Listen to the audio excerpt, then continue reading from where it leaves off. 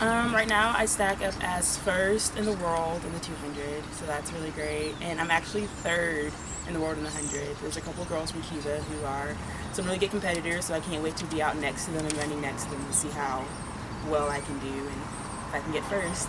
I kind of feel like it educates everyone a little bit. Paralympics is something I feel like a lot of people should know about. It's a great opportunity to get into. Everyone's so nice and genuine.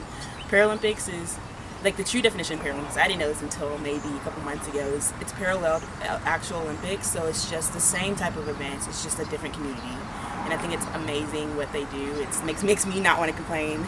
It's like I have all of my limbs. I can't imagine if I didn't, and I don't know how they do it. They work just as hard as everyone else, and it's just really exciting to see how they work. I have a lot of friends on the track team there right now, and they've been sending me pictures of them riding camels and them enjoying the sand dunes. So hopefully I'll be able to get out and explore and shop a little bit. I was invited to go to a training camp in California at the Olympic Training Center.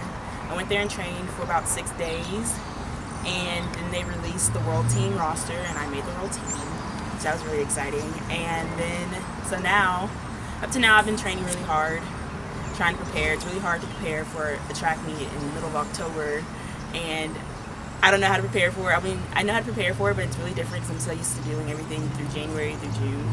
So now in October I've been training, I've been sprinting, I've been wearing spikes. Everything's been a little bit different. It's been short and fast, but I'm super excited to go to Doha and compete for world championships. Super nervous, but I'm sure it'll be a great time. It's like I see things different. When I work out, I don't want to complain. When I come to practice, I don't want to complain. Everything just seems more like everything's clearer now. I see everything better in a better light. I've worked for it. And, it's called brachial plexus, and when I was born, I got stuck in my mom's pelvic bone. The doctor pulled too hard, ended up tearing the nerves in my shoulder. I had to get a plastic surgery and 2 reconstructive surgeries, which included a muscle transplant and a nerve transplant. So I've had all of those done before the age of 5.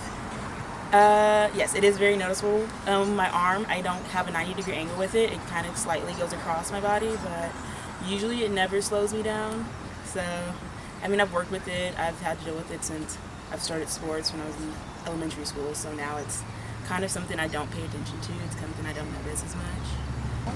I think it hasn't injured my career at all. I think it's just got me started with my career. If I wouldn't have, I feel like I don't know where I'd be without it. So it's kind of weird to think if I didn't have this injury, it'd be hard to think about where I'd be without the injury.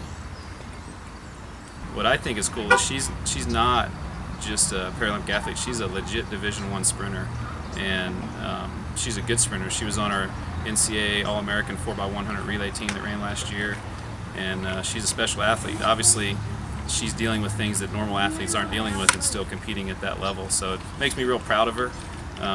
I didn't know much about this stuff until she got here and got educated, and so it's made me more aware, and her teammates are really excited for her. She's doing some different workouts so that they see her out there doing some things different. They're cheering for her because they know how meaningful it is, and when you're representing the country, that's even a more significant thing, and the fact that she's a medal contender is really exciting for everybody, and I think Wichita State should pull together and support her as much as they can. She's always trying to be one up. She's always trying to better herself in a situation, and it's helped for her. She's going to Doha. She's going to compete for us, and she's going to make us Shockers proud. She's just powerful, and she constantly in energy. You know, you die of energy, and she's just like, all right, let's keep doing. Like, I'm good. It's like, no, you're not. Like, you need to be out of breath, and like we're all out of breath, and she's just a stud.